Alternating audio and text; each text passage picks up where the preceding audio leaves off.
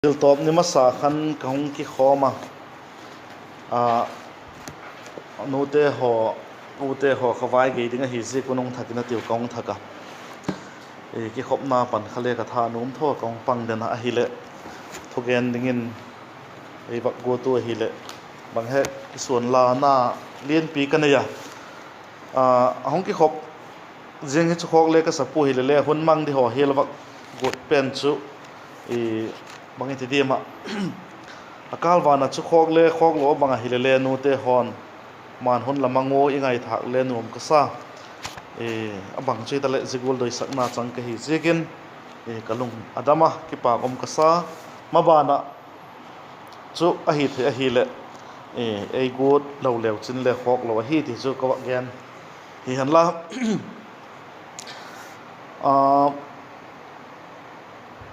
ka gen set na hi lovin pate ho ka gen set na hi lovin khanglai te ho ka gen set na hi lovin nu ki ti te hin pathian e bon josem abanga ma khanglai te ho pate ho sangin nu te ho hin pathian i ko sem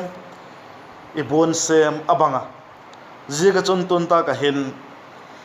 pathian le athu hi nanga dingin bangol a hi em ti hi thupi mangin tam lo chan holim khom le henu kanoma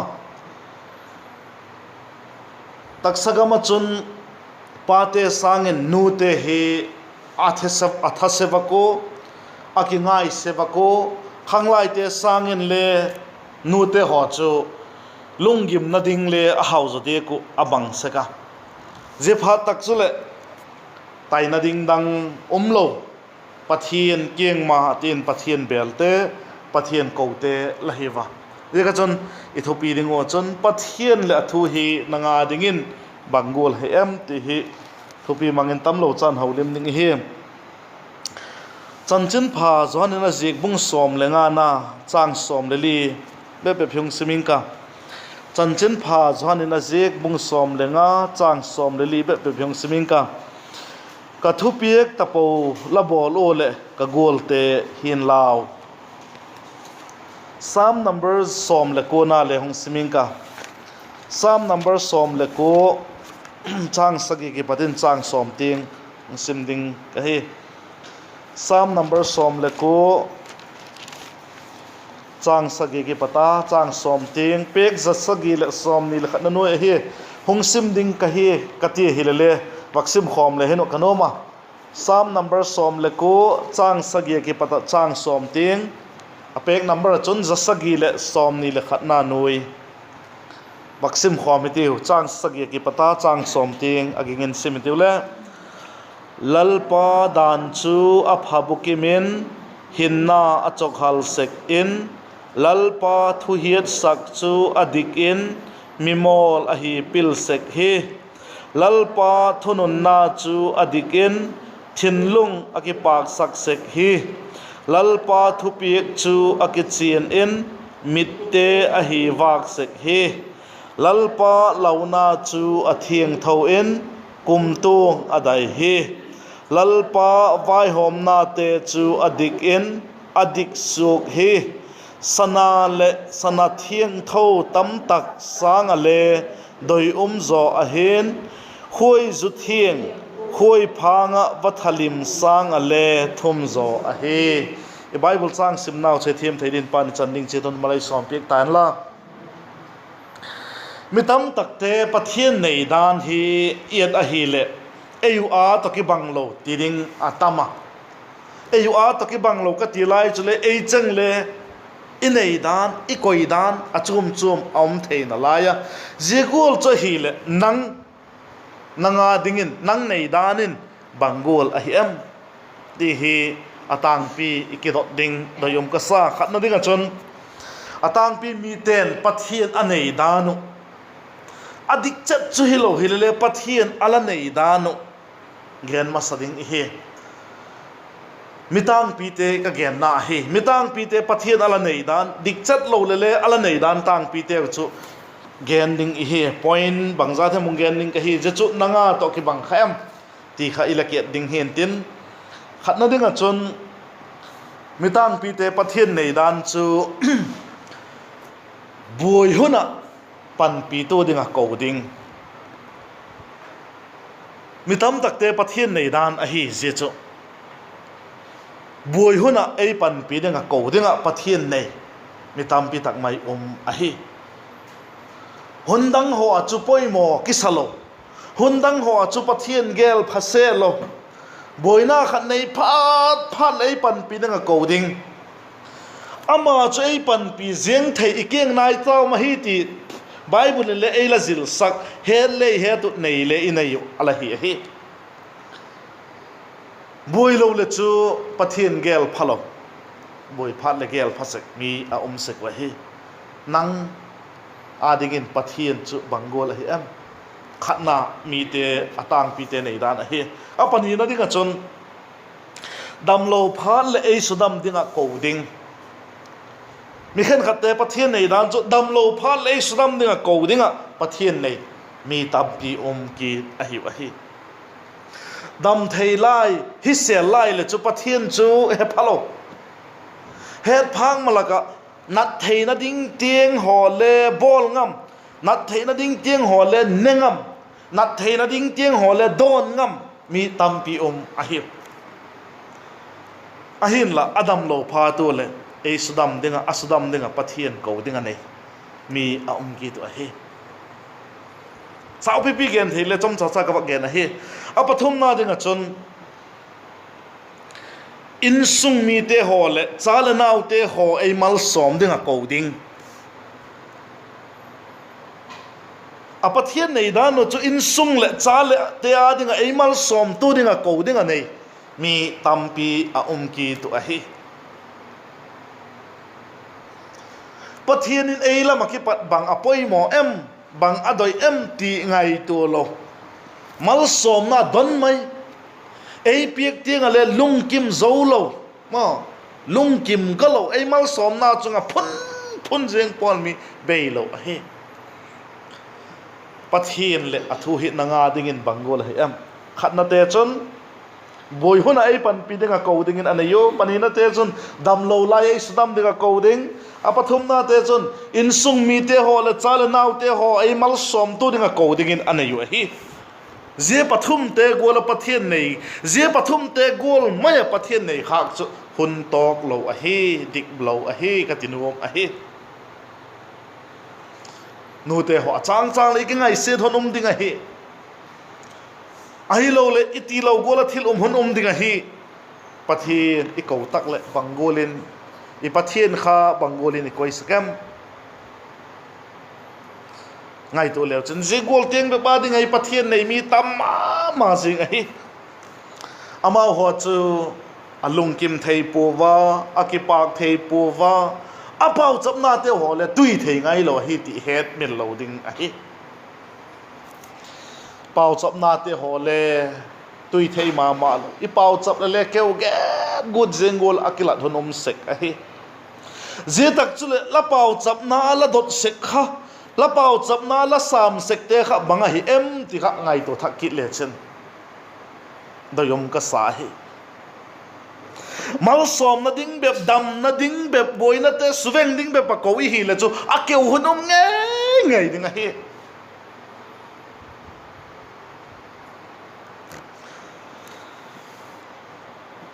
pathian to I relationship pen kha I het chin angaya isiam phat lo hi chun ki pak na tak lung kim na tak kha lo ding a hi ti het min lo ding a hi et sang na ding in la cha te khat chun la relationship kha care back lo lim sak back lo vin ma adoi au thodonin hung don jeng ta hen la je chu ka doi je chu ka dui je chu ka ut hung ti jeng ta leo hun zo sin adoi doyu out dan adoi dan adu dan hung gen jeng ta leo ki pa takin la bol pek jeng de bol pek lo ding la hi ma ahin la relationship kha hoi tak cha mat de ga henu la thil bol te le hung ki thopia la thu le amata adot a hi chun adot goal adoi dot sang le hoi zo le bol pek ding la hi ai la thu mong lim sak lovin je chu ka dui je chu ka doi je chu ka ut ti jeng leo ki pak takin ball jing jeng lo ding la hi je gola chon i pathian hi ngai to thak gini tiu ayon bangolin inayu em ti hi ki ngai to thak din doyum ka sama ma jing a hi pathian adik taka nei theina pathian adik taka nei te chun bangolin a ball em ti khat le nei va gen kiding katin pathian adika nei theina ding te chu mang he em ti khat na dinga chun la loi phapen langai pen golin nein katinom a hi iloi phapen to holim chim chak ti chu theilo a hi ma amak dan chu mi hing te hi iloi phapen ingai ma khat to holim chu ki chim lo a hi chin ko na ESC te big in a khon seminar kan yo zina chon kaloi te khat tu hin ei be samta kem seminar chon ahung panga ke chu seminar abol te laka pang ka hi zekin gek na ding le room chum hoi deu le pe thona hilele kaloi pa chu camper te laka ahung pang te laka pang hi zekin Sunday school hall chu gek ngai ta Sunday school hall a tong lai chun ka gi ko kapani on ama ken ka vagi ka holim khowa ka jeng ka chula ka kiengo gek pa te ho chun jeng ka la chun le na ngota gel le lom mai laki ha ngai to na lom la holim khowa jengo ai ti ba o hung suboi ka taw chumo ai ngai da mon lai mon na hung suboi ka taw chumo ka ti ba ke yu ka holim khowa ko hela hi le nang le khowa la hi ti na hen ka ti ki song la ma jengo hilale ka gen nop chung le gen zo nai lo hile kon kilo mai chu aum dan chu ka ngai tu saka zigol de wa chun ingai ma iloi phapen to ki holim tak le chumo ki chim lo a hi ji ka chun la pau chap na ta ho kha hong long du tui lo tak le chu la pathian koidan kha la ki holim pi pa pau chap na chu holim na pathian to ki holim na hi zekin la pathian koidan kha la pathian koi namun kha et thak kit ngai a hi ti na a hi la pau chap pha le pathian chu la kianga langai ma jeng anop la doi hong bol pik thei golin gele la holim pi pau chap don le chin nom te ding a hi ama doi goli bolo he chon hang san sem ding hi wa hi dana janbung som lenga chang som le li isim na khan alagen kha adik ma zenga ka thupiek ta paula bol ole ka gol te hian lao atis a gol pha hi na dinga chon a thupiek te zuya ama to holim chu nom te du tui te nom sa te ki pak te hi ti a hiu ti het mil loading hi apani na dinga chon ei chingpa a hi bang tik lai le ei nu selo ei chingpa en kol tu pa a hi ti het mil loading a hi I pathian nei da no kha boina suveng ding bep boina ai pan pi ding bep dam lo nai sudam ding bep a hi lo len sung mi te ei bal som ding bep hilova I gol phapen ingai pen gola nei ding le ei chingpa a hi cái gel da na chuna ma chu gam la pi ta ka om gola ka gel lai le ka kieng na ya om zinga hi ti het mil loading a hi ama hin gam la pi yum san gola e gel hun le hongom ding a hi la khoti khawen nang a chang le mo pathian hi le e kieng na ya lo hi le kilom e gel hun se ka hi nu te hon le chang le cha te hin kho ding cha te ding la dot pi kolom chan te ho kha la gel ta ko la chang le pathian hin le e ngai tha phalo hi di o e ngai to lo di o la ti hono tam pi om ding a he abang chui ta le pathian chu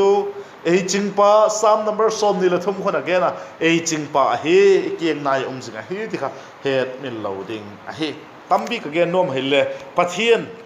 le athu na nga ding in bangol he am te pathian chu je gola chun bangol he am ti ke cheno adik lo de te khailo adik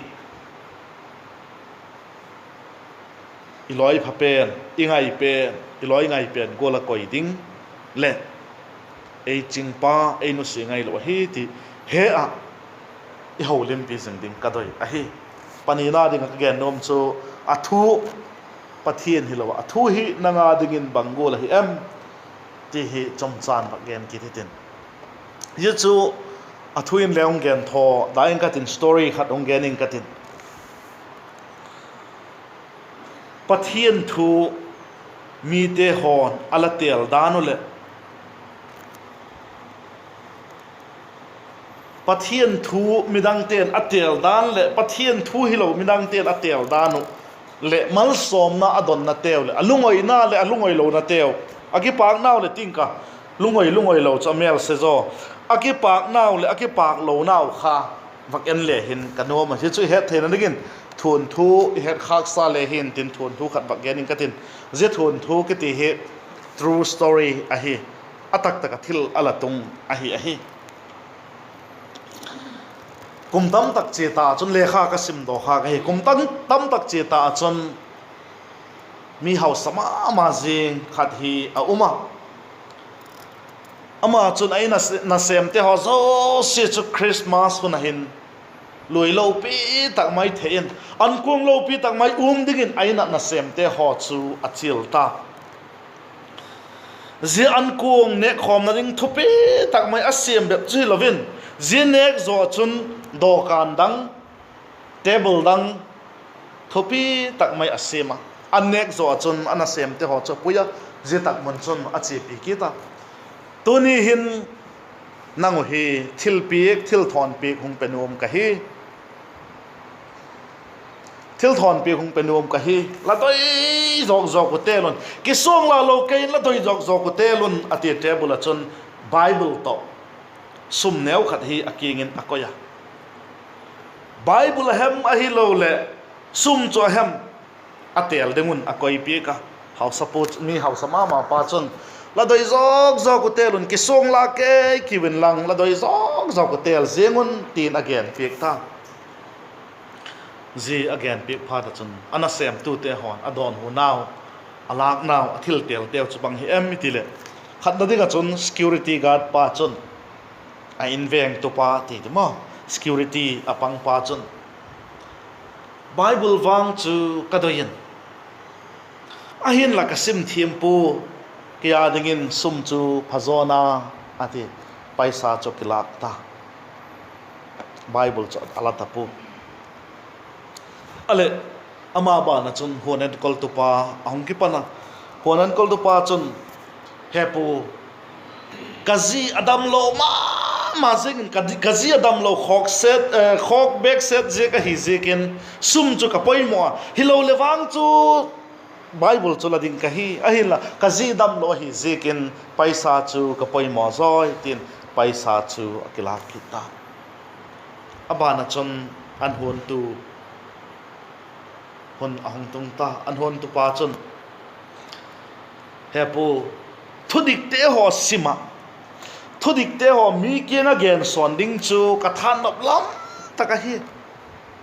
bol le kala bol god hi ahin la na sep lampang thil bol lampang ka sep ding atam talu hen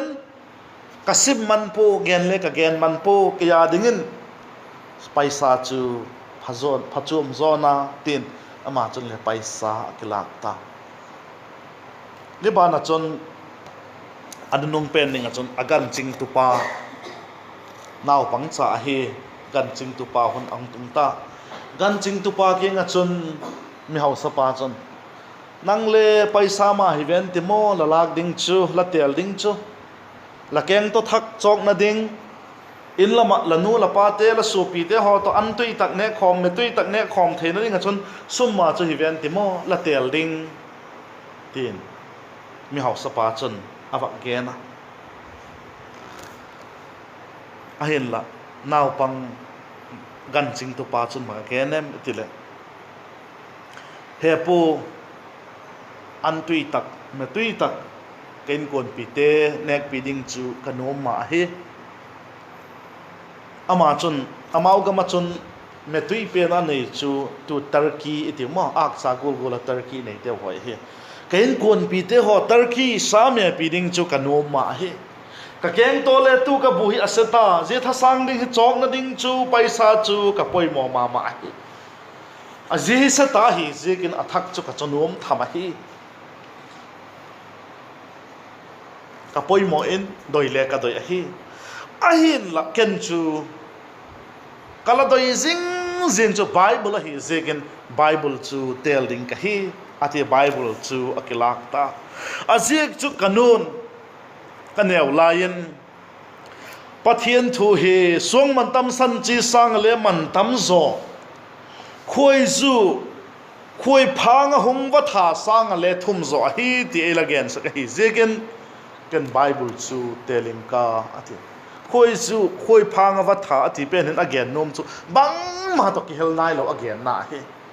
zia sang chu le thum zo hi ti kanun elagen sa hi zegen bible chu kala doya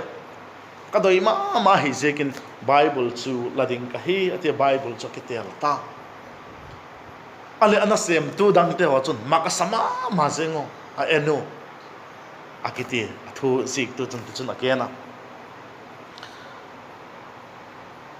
mi hau sapa chun le lamdang asa chule aloite anasapi te ho chun le lamdang asa wa hi abullama mi hau sapa chan chen tamlo chawang gen kitleng zemi hau sapa he sopi sangam nei lo zile chale nei lo a hi zekin ago lo tu ding le lo a hi zekin ma zegola chun alabol a hi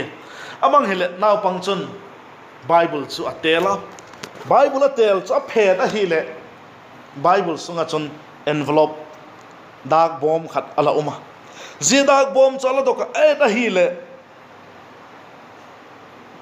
bible kenga paisa tel lingo ki koi sanga chun ale so matam zo dak bom sung chun ala uma makasama ma zinga avak et ki da hile envelope dang dak bom dang om ki ta je dak bom chu ala doka avak sim a hile dak bom chun ma ki zi kem iti hile je mi hausa pa chun ama thi nung tak le anei ago zo se chang tu ding will ti chu ei pawa chon bang he phalna doi sakna apiekna lekha alakisi amu a he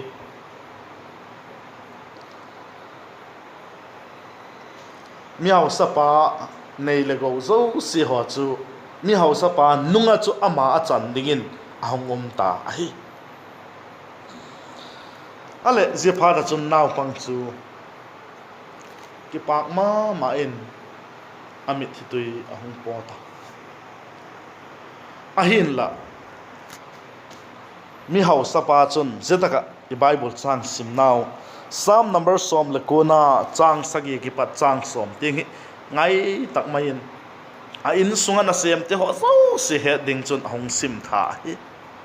lalpa dan chu aphabo kemen hinna chok hal second lalpa thu hiat sak chu adikin mimol a hi pil sek hi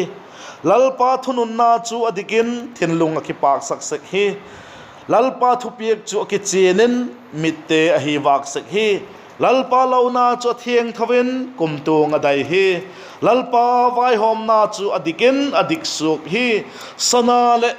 sana thieng thau tam tak sang ale doi zo a hen khoi zu thieng khoi phanga patha lim sang ale thum zo a he ti mi hau sapu chun hong sim tha a hi bible zik mas dang te khen le chun song man tam san chi sang ale man tam zo a hi dan alagena khoi zu khoi phanga pathalim ati chu bang ma to ki hello ki hel nai lo khoi zu thum tak again na hi ti na hi tuni huna hin pathian le athu hi nanga dingin bangol hi em ti thopi mangin tamlo chan igena bangol hi em bangolin nang pathian chu lanei em laki gel dok the em laki ngai sid hon la lung ngai hon la thom hau hon laki pak theilo hun la pau chap na na san le la du tui theilo hun te kha bang tik lai le bangol hun a hi em bak nunget ki tin la bak nunget ki tin pathian la koi dan la ho lim pi sek dan te ho khawak gel thak ki te la keng cha uma la happy ma la ngai ma te ho golin hung don hu zen thei dinga la kenga golin la ho lim pi sakem pathian chu boy hun ai pan pi ding bep dam lo lai ai su dam ding bep a hi lo le ai mal som ding bep a hi poi ti igel ho ding a hi gol pha pen thil phalo la ka ai ching to pa ai ching ai veng bit the hi ti het mil lo ding a hi chule pathian thui nang le ke ya dingin sapten sleeping pill atio mo i mut theina dam doi gol mai khai kha to lem mi khen khat te chu ai mut thei lo le bible sim lo nge mut sok yang chu i mut sok na ding bible sim le mi be lo wai bikin bible sim beb gen lo bikin tun le i mut sok jing mi be lo wai chu nu pakhat chan chen khal he kha we khat ni ka gen tai mo i mut thei lo ben tin zana acha pa kinga boy kai mut thei ma poi atil acha pa nu begin sunga golin ki gel le chin ti cho mo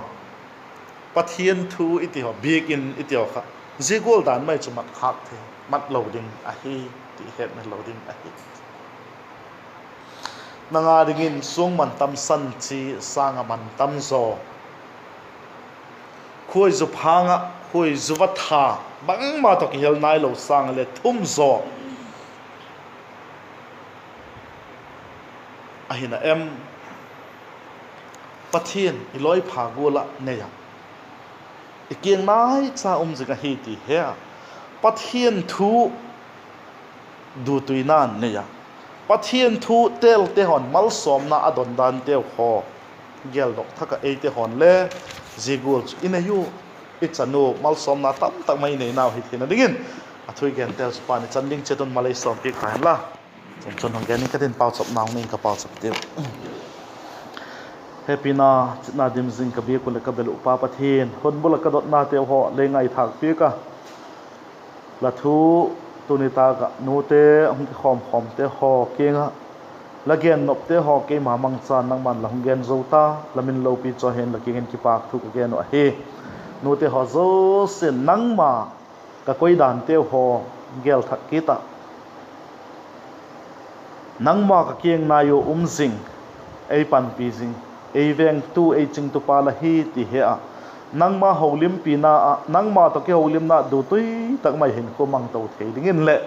apoi mo ka gen thei khak sat la yo ka dam lo la yo ka poi mo la yo ei pan pi ding nai jing la hi ti he jing ko ma ki pak tak mai nang ma to hin ko mang to thei ding nangin nu te ama ko mal som di lama puina lamal som na ka rot ti ki bo he chule la thu thili thei chem zam him tu sang ale hiam so sung man tam san chi sang ale man tam zo khui zu khui phanga bathalim sang ale thum zo keimau ading ale ahi theina ding nangin ei he thiam sakin ei mal som pi din la mal som na ka don kin ba ko he doitel nadik siama nangma min lo pi na pe thei dingin kamau ei pui che tin tin lama pui na kalal pa doi tak mai jesu minin la kin ka hong don he amen chan chun hong gen ke pa ke